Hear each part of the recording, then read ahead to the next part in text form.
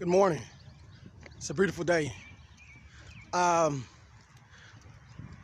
had what was put on my heart strongly due to a crisis I recently suffered. I had to make this video, and God talked to me and showed me I'm not the only situation or scenario. On November 18th of 2017, I encountered an incident in Jackson, Tennessee that had me rather down, depressed, especially when you tell the truth about an issue and no one listens and there's no one to turn to. I've called everyone. I've done everything. I've hired lawyers. Went to our Internal Affairs Division. I was told I was in an imaginary wreck. I was going 65 miles per hour and had a collision on the 45 bypass. Yet there's only one problem.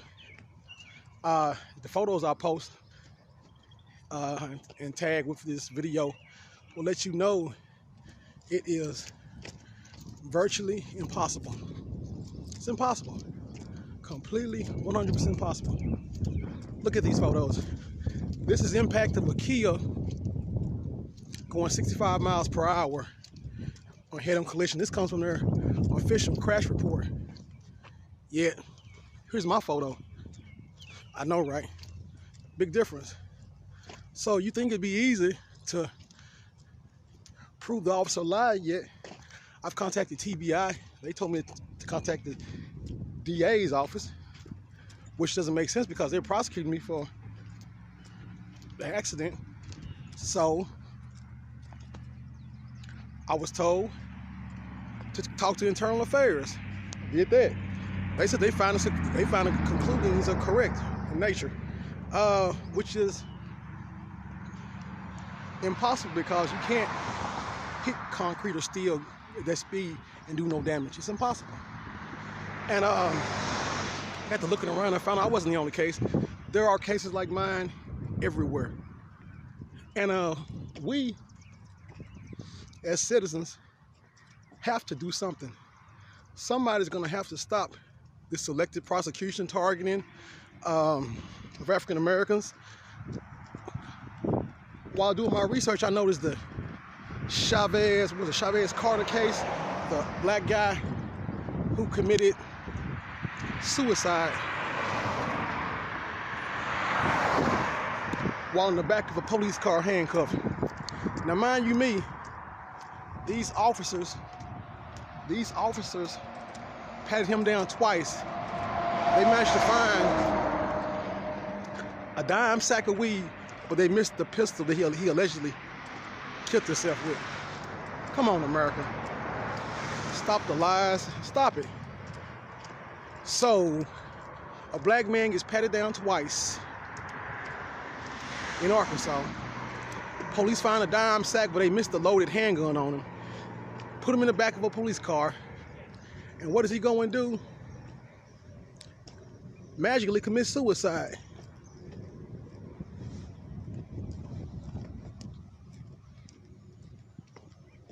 Yeah, that's right. With hands behind his back, he committed suicide. If he had the ability to hide a weapon, sneak it into the police car, then somehow uncuff himself or commit suicide while hands behind his back, I don't. The story is so ridiculous. You wonder how the coroner's office ruled it a suicide. Because they're all in on together. It's simple. People can't create these fictitious stories and present it to the public unless somebody is helping them. There is always somebody helping them. Trust me. Because it's ridiculous. And not only, he wasn't okay, there was Victor White as well. Victor White committed suicide in the back of a police car in Louisiana. And here's the kicker. Here's the kicker with this situation. The coroner's office, I congratulate them for telling the truth. They say he died of a gunshot wound to the chest. But the police report said he died of a gunshot wound from the back. So, I mean, kind of like a big mistake for an officer to make, right? I know. But there was a settlement in Victor's case, I do believe. And I just cannot understand. I just can't understand this world and how this system operates. I suffer depression to the point where I want to take my own life. And I've never thought about none of that nature. And until a man at New St. Luke, that church parking lot I was just walking through, stopped me and talked to me one day. And I told him about what I was going through in the storm I was facing. And he told me my soul belonged to God. And I became a fighter again. But I'm fighting a monster. It's literally David versus Goliath. And it's expensive. It's nerve-wracking, especially to know you're being prosecuted for something that's physically impossible. I mean, physically impossible. And I was in prayer that somebody along the way, the deputy chief, the chief of police, somebody would say, my officer's statement is impossible. But instead of doing that, they back it up. They back up to magic kill theory that the killer can go in excess of 65 miles per hour or have a collision so hard that what did Officer King testify to? Yes, King testified that the back wheels came off the ground. Really? Really, King? And see, jurors don't know because, well, actually they do know. They do know. They just hate. I think some of them think it's their job to find the defendant guilty, and surely no one will be brought before them. All these proceedings wouldn't go on if there was a lie involved. It's not necessarily true. Trust me. I pray one day we have a department of physics, ethics, or somebody who looks at these reports, and if it's not physically possible, defies the law of gravity, if it's just good old-fashioned impossible, say or do something instead of riding with your brother. I mean, it's not hard to go to work without telling a lie. Well, at least it seems like it would be. But I need help. Nearly broke. I've been fighting this like, well, actually I'm fighting because I didn't do it, and I will always fight it. But I do believe righteousness will prevail, because you can't just make up statements, testimony, just make it up. Despite it being impossible, just go ahead and make it right up. And then you hope jurors don't notice. And the prosecutors sit there, and you know if a prosecutor has a law degree. And I'm sure if they've been in a wreck before, you know things have happened as was said. But instead, just keep prosecuting and hoping you can win your case. You're not worried about winning righteousness, you're worried about winning in your case.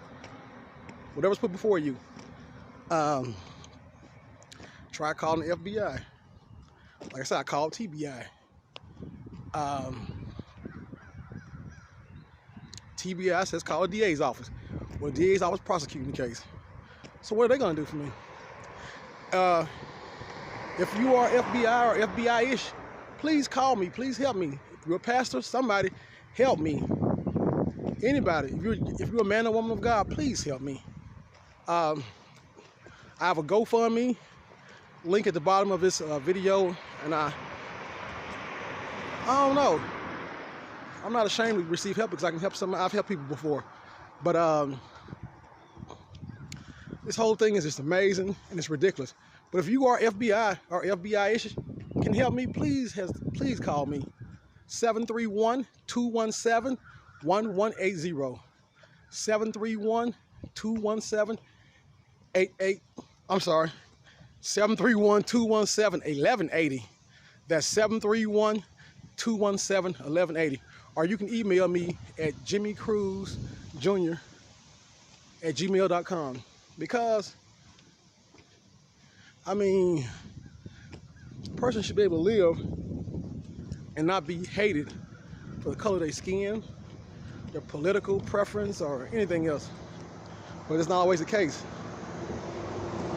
It's amazing how wicked this world can be. Anyway, I'll keep posting videos and updates on the situation. But thank you for your time. Thank you for your help. And I know the true living gods will always make a way out of no way. I just can't see this country standing on with the principles and the displays of hatred that's been shown in the last couple, since the beginning of time, but the last few years, everything's getting worse and worse. And I can't understand racism. It's like hating a car for what color it is. It just, you have to have a low IQ to even partake in it. I just do not understand. Anyway, if you are a political figure, a federal agent, anybody who can untangle this made-up knot that I'm suffering in Jackson, Tennessee, please help me. Please do. I welcome all help.